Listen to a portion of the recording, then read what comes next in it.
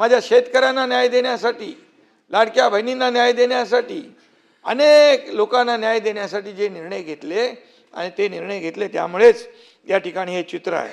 या देशाचे आदरणीय प्रधानमंत्री नरेंद्र मोदीजी यांच्या नेतृत्वाखाली देशाची अर्थव्यवस्था 11व्या नंबरवरून 4थ्यावर आलेली आहे. 4थ्यावरून 3ऱ्या नंबरला आपण येणार आहोत. आज पुरा जगातली परिस्थिती आपण पाहिली तर अनेक देशांमध्ये जे काही वातावरण निर्माण झालेलं आहे, जी परिस्थिती निर्माण झालेली आहे, अनेक देशांची अर्थव्यवस्था डगमगली आहे. पण अशा परिस्थितीमध्ये भारताची अर्थव्यवस्था 3ऱ्या नंबरला जाते आहे. देश आपला पुढे जातोय, याचा अभिमान आपल्याला पाहिजे भाई. देशाचा आपला अभिमान पाहिजे. आणि म्हणून भारत या जगामध्ये ज्या पद्धतीने क्रांती करतोय, जो आर्थिक महासत्तेकडे जातोय, $5 ट्रिलियन जे काही आपला गोल आहे प्रधानमंत्री महोदयांचा, त्यामध्ये देखील $1 ट्रिलियन हा आपल्या महाराष्ट्राचा एक त्याच्यामध्ये सहभाग आहे. नीती आयोगाने सभापती महोदय सांगितलंय 1 ट्रिलियन नाही, तुम्ही फक्त मुंबई आणि MMR मध्येच $1.5 ट्रिलियन पोटेन्शियल आहे. आणि त्याच्यावर फोकस करून काही सेक्टर त्यांनी आम्हाला दिलेत, त्यावर आपली लोक काम करतायत. आणि उद्योजक आहेत, इकॉनॉमिस्ट आहेत, त्यामध्ये वेगवेगळ्या क्षेत्रातले लोक काम करतायत. आणि म्हणून हे सगळं जे करत असताना याचा आपल्याला सगळ्यांना अभिमान पाहिजे. आणि म्हणून आता परवाच गेल्याच आठवड्यामध्ये भारत आणि फ्रान्स या 2 देशातील नेत्यांची बैठक कुठं झाली? आदरणीय प्रधानमंत्री नरेंद्र मोदीजी आणि फ्रान्सचे राष्ट्राध्यक्ष मॅक्रॉन दिल्लीमध्ये नाही, मुंबईमध्ये झाली, महाराष्ट्रात झाली. ही आपल्या सगळ्यांना अभिमान वाटली पाहिजे.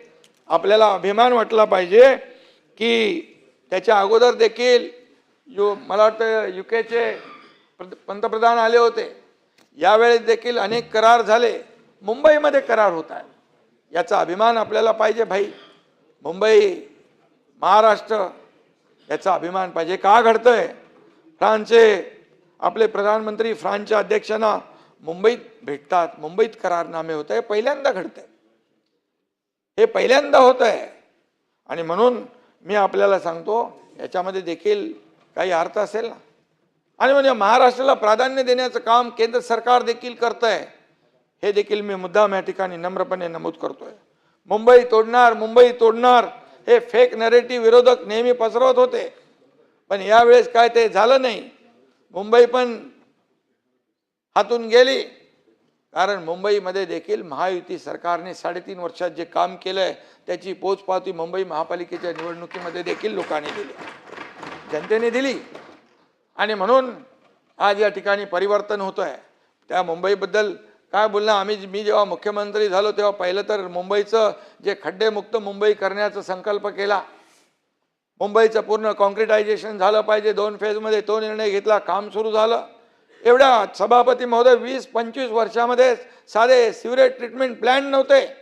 मुंबईमध्ये 7 सिवरेज ट्रीटमेंट प्लॅन्ट करण्याचा निर्णय घेतला. मेट्रोला स्थगिती दिली होती, कारशेडला स्थगिती दिली होती, सगळे हटवलं. हे सगळं पुढे नेलं.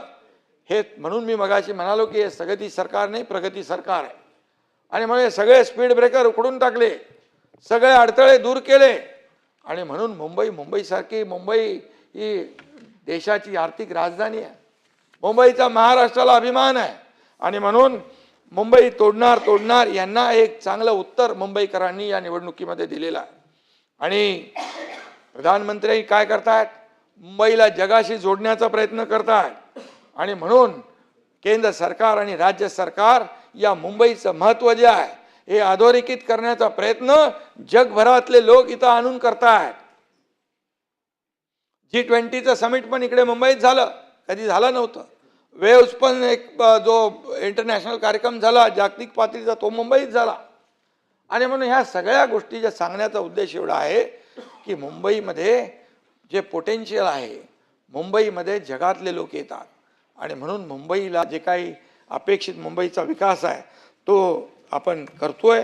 आणि म्हणून मुंबईला लुटणाऱ्यांना, मुंबई फक्त सोन्याची अंडी देणारी कोंबडी म्हणून बघणाऱ्यांना लोकांनी घरी बसवलं, ही वस्तुस्थिती आहे. आणि म्हणून मी जे काही सत्य आहे ते सांगतोय. राज्यपालांच्या अभिभाषणामध्ये मुंबई दुर्लक्षित असल्याचं मत काही लोकांनी मांडलं. या ठिकाणी मी सभागृहाला सांगू इच्छितो, मुंबईला जगातलं महत्त्वाचं आर्थिक केंद्र बनवण्याचा संकल्प केंद्र सरकार आणि राज्य सरकारने केलेला आहे. ही वस्तुस्थिती आहे. आणि म्हणून आता अनिल परब नाही आहे तिकडे, त्यांनी किल्ला लढवायचा खूप प्रयत्न केला, पण जनतेनेच किल्ला उद्ध्वस्त केला. ही वेगळी गोष्ट. आम्ही काय करू शकतो? आणि म्हणून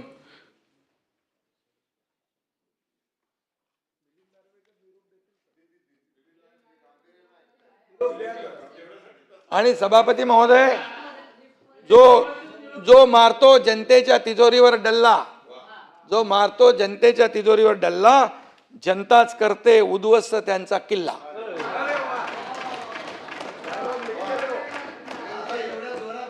आणि म्हणून किल्ला लढवता किल्ला लढवा, किल्ला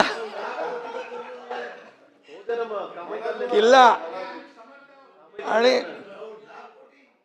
किल्ला लढवत राहा, परंतु ठीक आहे, जाऊ दे.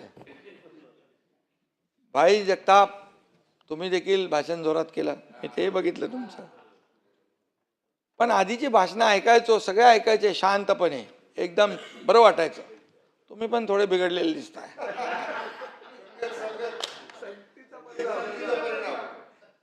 पण भाईचं बोलणं कसं आहे बाबा, मुद्देसूद सगळ्या गोष्टी, परंतु पण